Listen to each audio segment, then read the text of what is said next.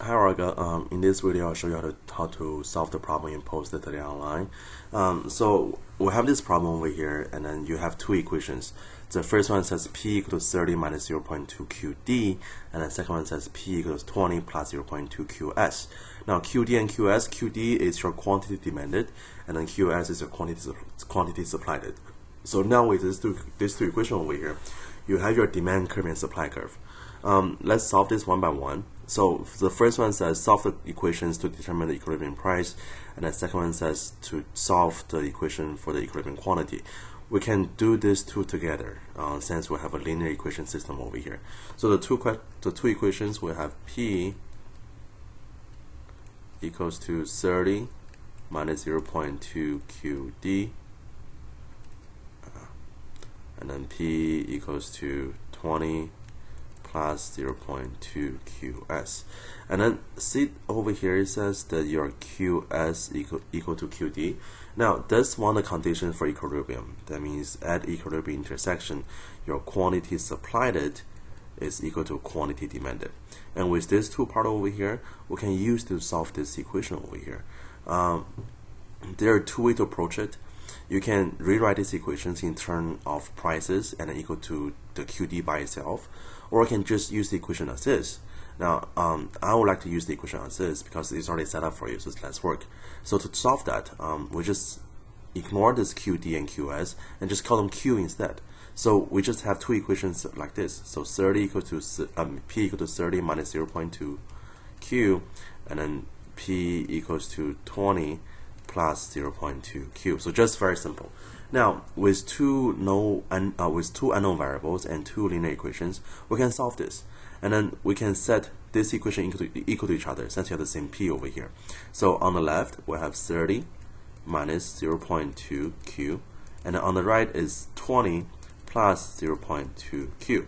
And then to solve for Q, you put everything on one side. So on the left we keep all the numbers, so 30 and then minus 20, and then on the right is all the variables, so 0.2 Q plus 0.2 Q. And then if you solve it, and this is just equal to 10 on the left, and then on the right you have 0.4 Q, and then Q equals to 10 divided by 0.4, and just give you 25.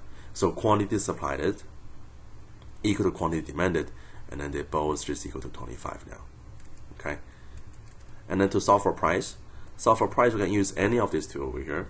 So for the first one, we can do 30 minus 0.2 and then times 25. This will actually become 5, so it's going to be 30 minus 5 give you 25. Now if you use the other equation, the 20 plus 0.2, that will give you the same answer. So P equal to 20 plus 0.2 and then times 25. So this will become just 20 and then plus 5, just give another 25. Okay, so that's the answer. So for the first one, the equilibrium price is 25, and then the equilibrium quantity is also 25. Now for the third question, it says graph the two equations. To graph these two, it's not as much as you think. It's not as hard as you think. It's actually very simple. You did this before. If you can remember what you learned in your algebra class, you remember there was an equation that called was it y equals to ax plus b. So y equal to ax plus b, or yeah, I think that's what it is. Yeah, that's what it is. So a over here is your slope, and then b is your y-intercept. Coming back to you. So let's graph this. So again, vertical axis, horizontal axis, price and quantity. For the first equation was P equals to 30 minus 0.2 QD. 30 will be your y-intercept, so let's call this point 30, and then your slope is negative 0.2 Q. So if you graph this, it looks something like this, and then call this one QD. Okay, or I think they want you to call this one just D or D1. So D1, and then for the other one, your supply curve was P equals to 20 plus 0.2 QS.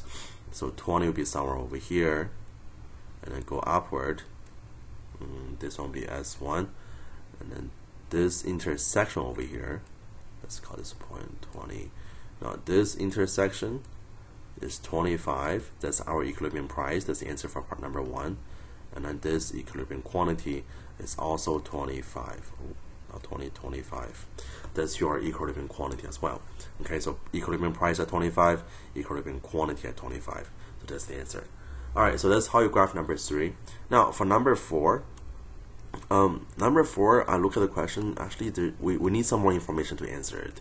So number 4 says, further assume that the demand for this product increases because of change in income. And then it asks you to graph the new demand curve and label as D2. You didn't give me any equation for the new demand curve, so there should be somewhere in the question give you the new equation. Take a look at it and then send it to me. I can answer it back to you.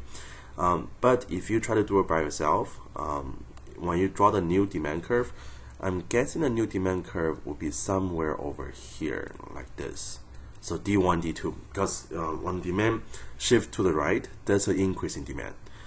So once you have the new demand curve, you're gonna have a new intersection over here, and this new intersection, they'll give you the price for the good, and then if you go down, they give you the quantity for the good. Okay, so that's the answer for that might be the answer for number 4. Also, the part C says is the product normal good or inferior good. We are lacking some information because remember, for normal good means when income goes up, we buy more. That's normal good. Inferior good means when income goes up, we buy less. That's inferior good. Now, all we know for this point is that your demand is increasing, but we don't know how the income change. So look at your question again. Somewhere in there, it should tell you whether or not your income was increasing or decreasing. And then if it's increasing, this will be a normal good. If your income was decreasing, then this will be an inferior good.